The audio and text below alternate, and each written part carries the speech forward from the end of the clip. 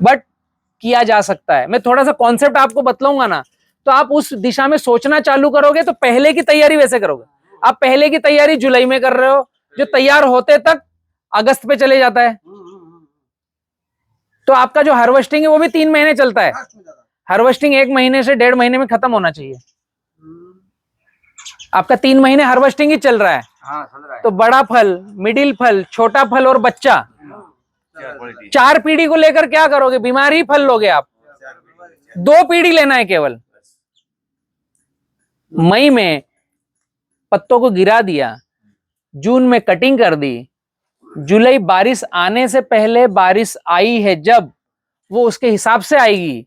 हमने ड्रिप से पानी देकर, भोजन देकर उसके नए पत्ते लाना चालू किया और उसमें फल सेटिंग चालू कर दिया।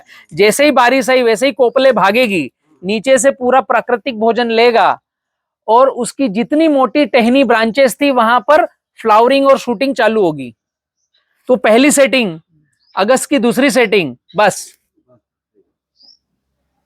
तो मई, जून, जुलाई, अगस्त, सितंबर, अक्टूबर, 6 महीने खत्म हो गए। अभी नवंबर में माल टूटना चालू है, दिसंबर में माल टूटना चालू है। बड़े फल को भरने के लिए आपको पानी बंद करना पड़ता है अगर उसमें क्वालिटी चाहिए। हम ये समझें कि पानी चल रहा है और फल क्वालिटी देगा, वो कभी होता नहीं। फटना शुरू हो जाएगा ना। फल को भरना है तो नीचे से पानी बंद। अब आपकी दूसरी की तैयारी हो गई नवंबर दिसंबर से। आपको दूसरी लेना है गर्मी में, दूसरी कटिंग। उसकी तैयारी कब से हुई? जब नवंबर में आपका फल टूट रहा है, आपका पानी बंद हुआ, पौधे पर तान आना चालू हुई, माल भर रहा है, पोटास देकर के लंबी तान दो, फिर पोटास देकर लंबी तान दो, तो ये फल भी भर रहा है, वजन भी बढ़ रहा है, पूरे पौधे को चूस करके वो न्यूट्रिशन फल में जा रहा है। तो ये पत्तियां अपने आप दिसंबर में ड्रॉप होगी। जनवरी से, फरवरी से नई प्रक्रिया लोगे और मई आने से पहले आप अप्रैल में एक कटिंग और लोगे। ये अनार की प्रक्रिया रहती है। 2 बहार लिया जा सकता है, बट पहले हम एक बहार पर जाएं, उसकी डिजाइन करें। आपको नवंबर में पानी मोटर बंद ही करना है ना, तो आगे पत्ते ड्रॉप होंगे ना, जो ओस की बूंदे गिरी उतना ही पानी रहेगा। तो इथरेल आपको कब डालना है? जब आप दूसरा बहार लो तो जनवरी में इथरेल डलेगी।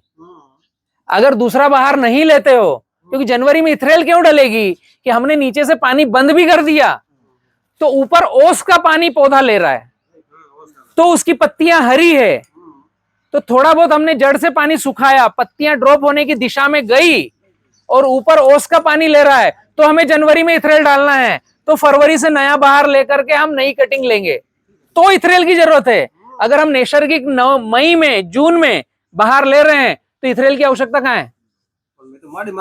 कॉन्सेप्ट समझ में आया? इथरेल चाहिए, लेकिन दूसरा बहार लें तब, जनवरी में डालें तब। मई में इथरेल की आवश्यकता ही नहीं है। आपकी जमीन ही कड़क है, रेत कड़क है, इतना पानी का तान ही जाता है कि पत्ते खुद ही ड्रॉप होंगे। आपको इथरेल की आवश्यकता कहां है?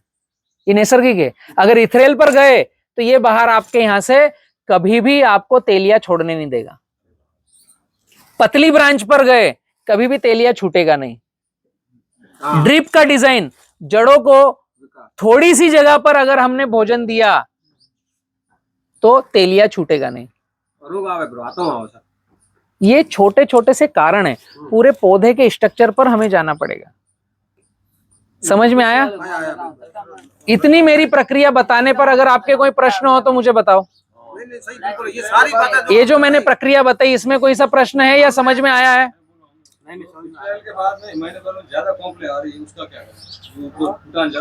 उसको साफ करना है। हाँ, एक तो कॉन्सेप्ट समझ में आया, इथरेल कब डालना है? आप लेट आए क्या? ये कॉन्सेप्ट समझ में आया ना, हमें कब डालना है? पहले बहार में जरूरत ही नहीं है। गलती से बारिश पहले आ गई तो इथरेल डलेगी, कि आपने तान दिया और बीच में बारिश आ गई तो आपकी साइकिल डिस्टर्ब हो गई, तो वो टाइमिंग ही गड़बड़ है ना, उसको थोड़ा सा खसकाना पड़ेगा। 100% तो साफ नहीं होगा। नहीं होगा, 100% साफ नहीं होगा। मई में करोगे तो 100% साफ होगा। हमारा टाइमिंग गलत है, तो आपके टाइमिंग को 1 महीना रिवर्स करना पड़ेगा। बदलना पड़ेगा। ठीक है, मान लेते आप उस जगह क्यों जा रहे हो, उसका कारण मुझे बताओ। कोई इथरेल की 1% की जरूरत नहीं। नहीं, हल्की जरूरत कोई जरूरत नहीं, हल्की तो बात है। जरूरत नहीं है। आगे तो करनी पड़ेगी, पत्ता झड़ना वाला तो हम तो कंडीशन क्या है, अभी मैं बतलाता हूँ। मई में जो करेंगे उनको किसको इथरेल की जरूरत है? जिनकी जमीन में मिट्टी का प्रमाण ज्यादा है, रेत का प्रमाण कम है, पानी बंद करने के बाद भी जमीन में मॉइस्चर है, तो पत्ते गिरते गिरते भी रुक रहे हैं। जिनकी रेतीली जमीन है ऐसे ही गायब हो जाएंगे, आप झंझोड़ोगे पत्ता गिर जाएगा। हाँ, वो एक प्रक्रिया है वाटर मैनेजमेंट की। मैं एक एक प्रश्न को क्लोज करता हूँ। आपका प्रश्न था कि जब वापस हमने फ्लावरिंग ली, इथरेल को डिलीट करो अभी, इथरेल से पत्ता हटाया या नेचुरल हमने तान दे करके पत्ता हटाया, जब वापस भोजन और पानी दिया तो नए सूट जो आ रहे हैं उनका क्या करना, ये प्रश्न है ना आपका। इसके लिए जो मैंने आपको पहले बताया कि एक लड़का छोड़ना पड़ेगा जो उसको साफ कर रहा है, वैसे ही बाद में भी एक लड़का छोड़ना पड़ेगा जो उनको साफ करे। फिक्स्ड है। अब ये कुछ प्रक्रिया ऐसी है जो मैं खेत में ही जाकर खड़े होकर बतला पाऊंगा कि ब्रांच में कैसे साफ करना है, ठीक है। बट उसके लिए आपके अनार के खेत के लिए आपको 1 बच्चा 2 बच्चा ऐसा ही रखना है जो कोपलों को साफ करे, ऊपर जो नई अनवांटेड वाटर शूट आए उनको साफ करे, जो छोटी है उनके तो टिप तोड़े, ज्यादा है उनको साफ करे। तो सर कटिंग होती है एकदम कैसी 8 जगह पूरी पूरी फुटन बहती है, दूसरी जगह बहती नहीं। अभी जहां काटा वहां से गुच्छा आएगा, तो गुच्छा साफ करना पड़ेगा। कितना लियो आप वहां से निकलती और निकलेगी, माल तो आएगा नहीं ऊपर। इसीलिए मैंने बोला कि जब नया पौधा लगाया उस समय आपको कैंची लेकर नहीं जाना है। एक बार ये आपकी कैंची की गठान बन गई ना, अब यहाँ से गुच्छा आता रहेगा। अब आपको जीवन भर उस पर मजदूर लगाकर साफ कराते रहना पड़ेगा। अब वो एक बार स्ट्रक्चर बन गया, उसका मेरे पास या किसी के पास इलाज नहीं है, लुकमान हकीम के पास भी नहीं है, क्योंकि वो गठान बन गई। अब उस गठान के लिए हमें एक लेबर रखना पड़ेगा जो उसमें से कोपलों को हाथ से साफ करे। अब कैंची मत बताओ, सही बात है। एक बार गलती हो गई। अब हम नया पौधा लगाएंगे उसमें वैसे डिजाइन करेंगे, जो लग चुका है उसके लिए मजदूर लगाकर हाथ से साफ करो। ठीक है, ठीक है। उसका कोई इलाज ही नहीं है, उसको हाथ से ही साफ करना पड़ेगा। नहीं, हम तो जो नई कोपले हैं उसको हाथ से ही साफ करना पड़ेगा। कुछ ब्रांचों की कोपले छोड़ना पड़ेगी ताकि पत्तियां बने और वो फोटोसिंथेसिस करे। बड़ी ब्रांचों में पत्तियां चाहिए, बड़ी ब्रांचों से वाटर शूट नहीं चाहिए। एक बार जो आपने पेड़ का डिजाइन बना दिया, वही डिजाइन 15 साल 20 साल चलेगा, नया डिजाइन कभी नहीं बनेगा। एक बार आपने 1 के 4, 4 के 16, 16 के 64, मैक्सिमम 64 के 4 कर सकते हो।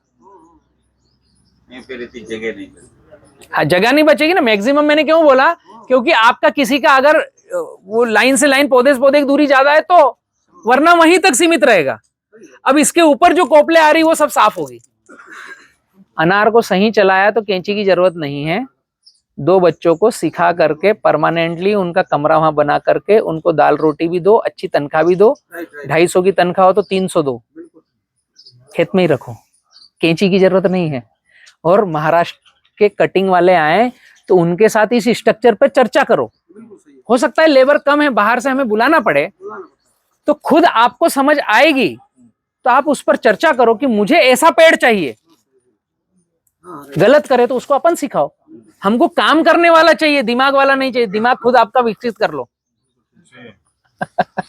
सही है। बहुत पैसा है अनार में, दिमाग अपना विकसित करना पड़ेगा तब।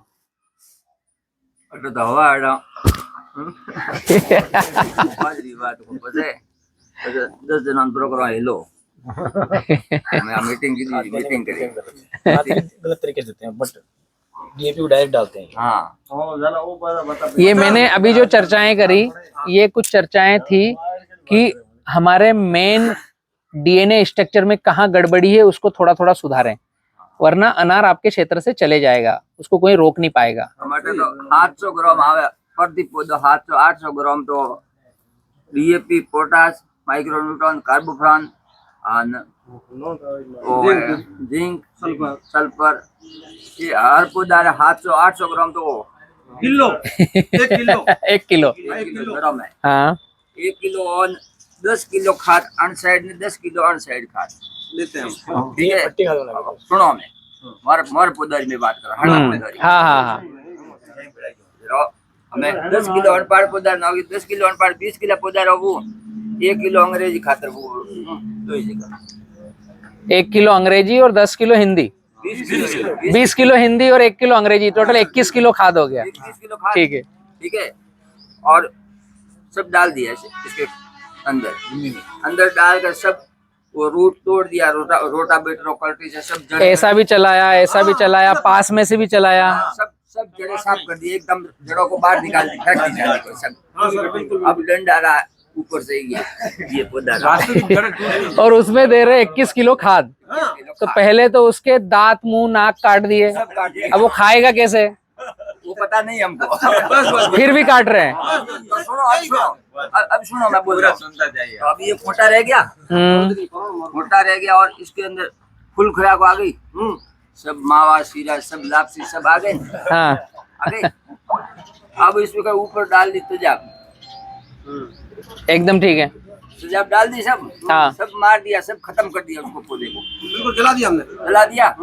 कभी कभी तो पत्तियां ही नहीं आती। बस 10-15 दिन हो गए 10-15 दिन हो गए उस खाद के ऊपर नली सेट कर दी।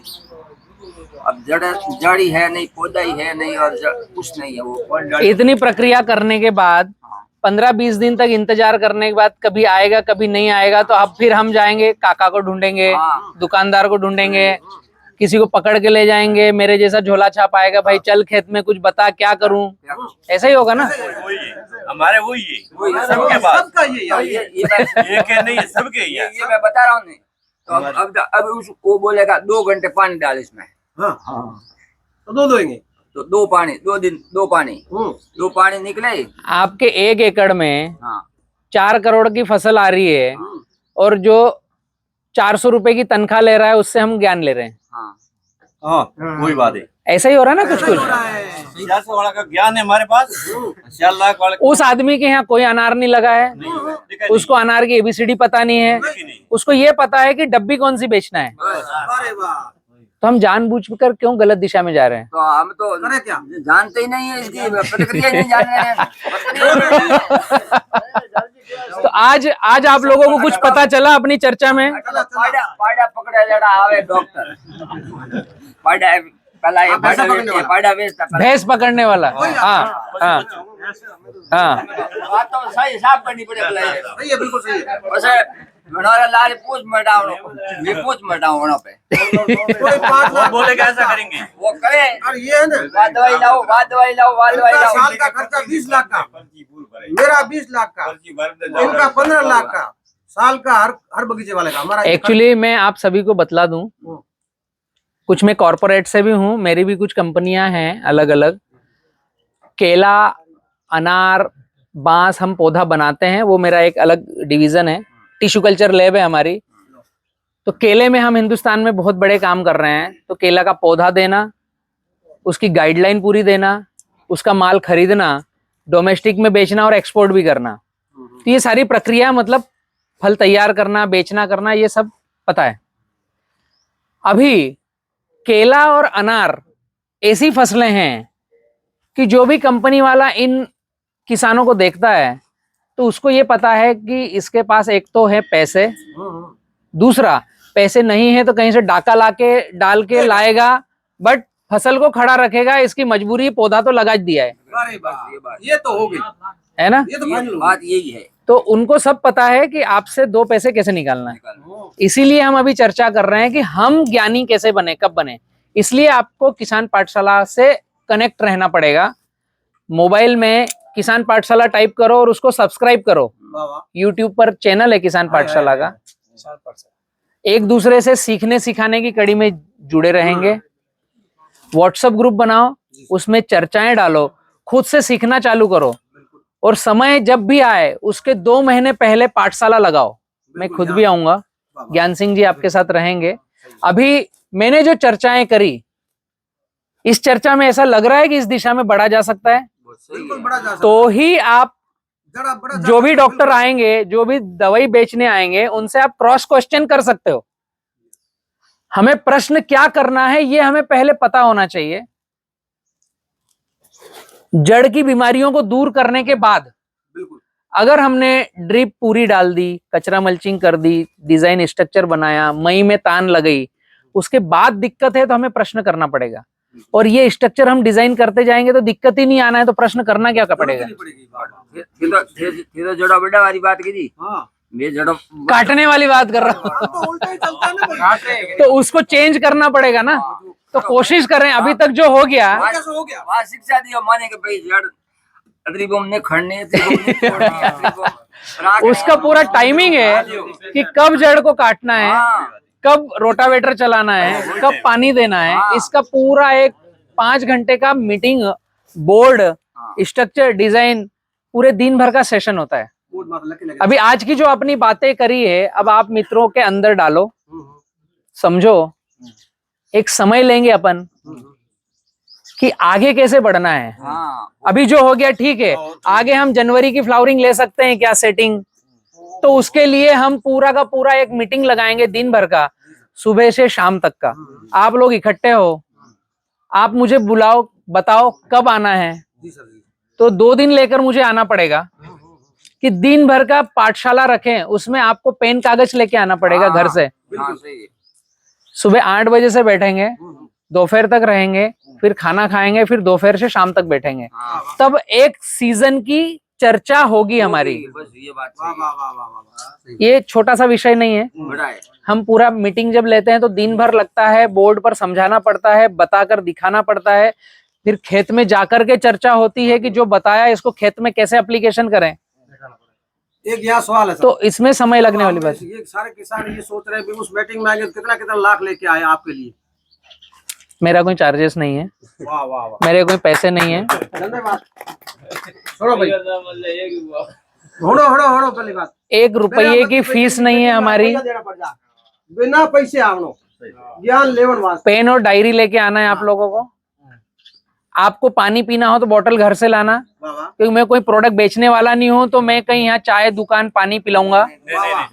आप लोगों को आप लोगों को मुझे बुलाना हो तो दरी आपको बिछाना पड़ेगी, मुझे पानी आपको पिलाना पड़ेगा। 1 गिलास पानी मेरी नीड है, लीड है भाई। इसके अलावा मुझे कोई जरूरत नहीं है। धन्यवाद। ना हमको गाड़ी का डीजल चाहिए, ना हमको खाना चाहिए, ना कुछ चाहिए।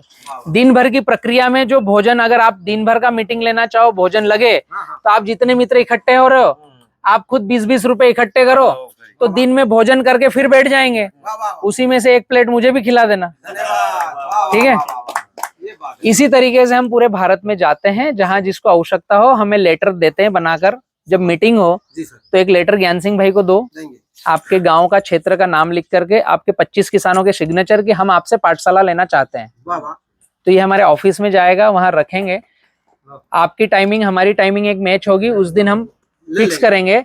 और आप जितने ज्यादा किसानों को बुला सको बिल्कुल ठीक है। सबको बुलाओ, हाँ हाँ ठीक है। ये एक से ने तो ये पिछली बार नहीं थी, 2 साल पहले की बीमारी संभव नहीं थी, इस बार ज्यादा। इसका रीजन हाँ, तो पौधा लग बीमारियां मौसम बिगड़ी को तो मैं पूरा बतलाता हूँ, आपका प्रश्न समझाऊं। मैं पहले लगाया था जब नहीं था, अभी क्यों आ गई। मतलब जैसे 2 साल पहले बहुत कम। हाँ, विजिटिंग कार्ड तो सबको दे दो, चाबी दूंगे। हमें मुको ये डॉक्टर साहब अन बीमारी में पानी ज्यादा सही है कम सही है वो बताओ मानो। पानी प्रबंधन का एक पूरा विषय है। पौधे का जब तान देते हैं, वहां से लेकर माल काटने तक का जो 6 महीने की प्रक्रिया है, उसमें कौन सा मौसम है तो कितना पानी देना, इसका पूरा चार्ट बनता है। वो पूरा एक पाठशाला की प्रक्रिया में 3 घंटे में आएगा। अभी जो एक छोटा सा जवाब था वो मैं देता हूं आपका, कि पहले बीमार नहीं थे, अब बीमार हो गए। तो नई जगह पर, हाँ पहले मतलब 2 साल पहले ही हुआ ना। नई जगह पर कोई चीज लगती है तो डिसीज कम आती है। बीमारी एक बार शुरुआत हुई तो उसको फैलने में समय लगता है, तो उस क्षेत्र में बीमारी कम आती है। नई जगह पर कम संख्या में पहली बार कैसे भी लगा दो आएगा ही। आएगा ही। ये हो गया हमारे से धोखा। जमीन में न्यूट्रिशन अपटेक होने की एक प्रक्रिया है कि अनार को क्या क्या चाहिए। नई जगह पर आपने पौधा लगाया है तो वो एक बार तो प्रक्रिया से भोजन ले ही लेगा, आपने डाला या नहीं डाला, इथरेल डाला, फलाना डाला, ढिमका डाला, लेकिन आपकी जो जमीन में टेक्सचर में न्यूट्रिशन अवेलेबिलिटी थी वो उठाते उठाते वो कामयाब हो गया। चला। सही है। अब क्षेत्र इफेक्टेड हो रहा है धीरे धीरे धीरे धीरे। पहले मैं मेरे क्षेत्र का बताता हूँ, शायद आपके क्षेत्र में भी वैसा होगा। नवरात्रे जब चलते थे अक्टूबर की शुरुआत में, जब मुझे स्वेटर पहनना पड़ता था, अभी अक्टूबर खत्म हो गया, स्वेटर अभी तक पहना नहीं है। मौसम चेंज, ग्लोबल वार्मिंग के कारण इफेक्ट जो आ रहे हैं, एक वो कारण है। हर बार किसान को डायनेमिक तरीके से चेंजेस चाहिए। कहां से आवाज आ रही है? वो तो भले आवाज। अभी किसान को डायनेमिक चेंजेस चाहिए, दो तरीके से खेती करना पड़ेंगे। कुछ फिक्स्ड नियम रहेंगे, कुछ चेंजेस करना पड़ेंगे तत्काल परिस्थिति को देख करके। ये डायनेमिक है, तभी चलेगा। हालात देख करके। एक तो फिक्स्ड नियम है कि हम ड्रिप ऐसे डालें, जड़ों को ऐसे डिजाइन करें, पेड़ को ऐसा बनाएं, ये फिक्स्ड नियम है, इसमें कोई चेंज कभी नहीं आएगा। कचरा मल्चिंग करें, इसमें कोई चेंज कभी नहीं आएगा। डायनेमिक चेंज क्या आएंगे? बारिश आ गई तो पानी कब बंद करना है, बस वो इथरेल के बारे में। ठंडी चेंज हो गई तो पानी को कैसे देना है, थ्रिप्स ज्यादा आ गई तो कौन सा फर्टिलाइजर देना है और स्प्रे में क्या लेना है, ये डायनेमिक चेंज है। तो पहले नहीं आती थी, अभी आ गई। तो पहले बीमारियां नहीं थी, मौसम इफेक्ट नहीं था, अब हर बार चेंज आएगा। पौधे भी इतने नहीं थे, मौसम इफेक्ट नहीं था, अब हर बार चेंजेस आएंगे और रेसिड्यू बढ़ता रहता है, रेजिस्टेंट बढ़ते रहता है। पहले हम जो दवाई डालते थे वो 3 ml में काम होता था, आज 6 ml में काम नहीं हो रहा है क्योंकि रेजिस्टेंट बढ़ गया है। इसके लिए हमें जाना पड़ेगा मिट्टी के स्प्रे पर। ये अभी तक आपने सुना नहीं होगा। पौधे के ऊपर हमें मिट्टी का स्प्रे करना पड़ेगा तो रेजिस्टेंट बढ़ना बंद होंगे। प्रकृति में फिक्स्ड नियम है, किसी भी चीज को सोखना हो तो धरती माता ही सोखती है, मिट्टी ही सोखता है। आपको किसी भी चीज को डिसॉल्व करना हो तो मिट्टी पूरा सोख लेगी। पौधे से रेजिस्टेंट खत्म करना है, हमने एक दवाई डाली, उसका थ्रिप्स पर, माइट्स पर, रस चूसने वाले कीड़ों पर असर हो गया, अगली बार वो दवाई डालेंगे तो या तो काम नहीं करेगी या उसका पावर बढ़ाना है। उसके लिए बीच में हमें मिट्टी का स्प्रे लेना पड़ेगा। आपने एक बार इमिडाक्लोपिड डाला, फिर बाद में आपको ट्रेसर डालना पड़ी थ्रिप्स के लिए, या एकतारा डालना पड़ी, फिर उसके बाद पावर बढ़ाना पड़ा। हर बार पावर बढ़ाने से हमारा रिजल्ट आएगा तो हमारा प्लॉट हमेशा खराब होने की दिशा में जाएगा। यही हुआ है बस। यही हुआ है। बीच में हमें मिट्टी का स्प्रे करना पड़ेगा, जिसको हम बोलते हैं वीएम स्प्रे। घर पे ही बनेगा, कहीं दुकान पर लेने जाने की जरूरत नहीं। उसकी पूरी प्रक्रिया है कि मिट्टी के स्प्रे कैसे बनाएं। आप किसान पाठशाला चैनल पर डालोगे वीएम स्प्रे तो आपको पूरी जानकारी मिलेगी। तो एक स्प्रे आपका मनपसंद किया, जो आपको पसंदीदा दवाई है, दूसरा स्प्रे मिट्टी का किया, तीसरा मनपसंद किया, तो आपकी दवाई का डोज कभी बढ़ेगा नहीं पहले चरण में। दूसरे चरण में जब आप मिट्टी के स्प्रे का टेस्ट समझ जाओगे तो मार्केट से दवाई लाने की जरूरत खत्म हो जाएगी। थ्रिप्स, माइट्स, फंगस, टॉनिक, ये सभी मिट्टी के स्प्रे में है। उसकी हम पूरी प्रक्रिया बताते हैं कि कैसे घर पे बनाओगे। पहले ही चरण में मैं बोलूंगा कि आप मार्केट मत जाओ, तो आपको समझ में आएगा कि ये कोई गलत आदमी आ गया है, हम पैसे लुटाना चाहते हैं, ये गड़बड़ दिशा में ले जा रहा है। तो उसकी जरूरत नहीं है।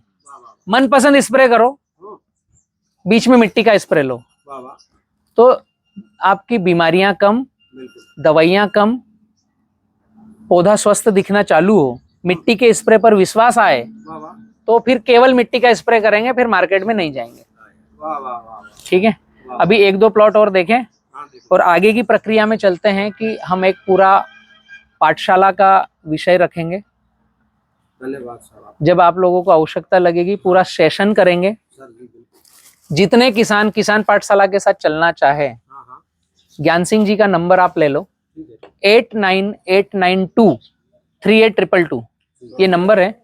अब साथ में व्हाट्सएप ग्रुप पे आओ, 8989238222, 8989238222, ठीक है।